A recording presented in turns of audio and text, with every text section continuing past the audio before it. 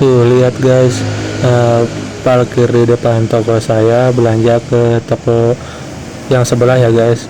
Jadi ini hukumnya gimana dan salah siapa? Oke, kita akan bahas sama-sama ya guys. Namun sebelum kita lanjut, alangkah baiknya sobat klik tombol subscribe dulu ya guys. Dede tak, dadah. Dede tak, dadah.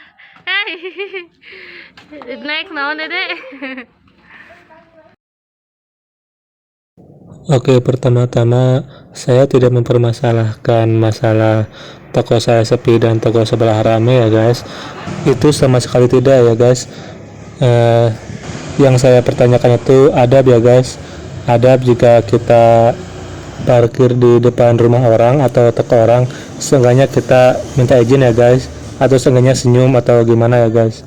Misalnya nyapa ya guys, bilang ikut parkir, kan enak ya guys jika seperti itu. Dan pasti saya bolehin kok, soalnya kan cuma parkir doang ya, pasti saya bolehin gitu kan. Dan saya akan jawab, oh iya silahkan. Nah jika seperti itu kan guys, insya Allah sama-sama berkah ya guys. Nah kalau yang punya halamannya misalnya tidak ngizinin atau gimana, kan kita jadi nggak berkah ya guys jika ikut parkir di halaman orang yang nggak ridho ya guys.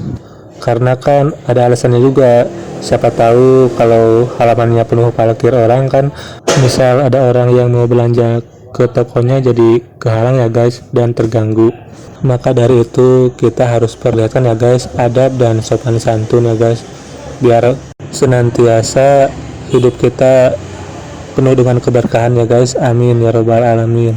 Dan sebaliknya ya guys, jika toko kita rame dan orang lain yang belanja ke toko kita dan parkir di depan toko orang lain, kita harus meminta izin ya guys ke toko yang halamannya parkirnya dipakai ya guys oleh pelanggan kita.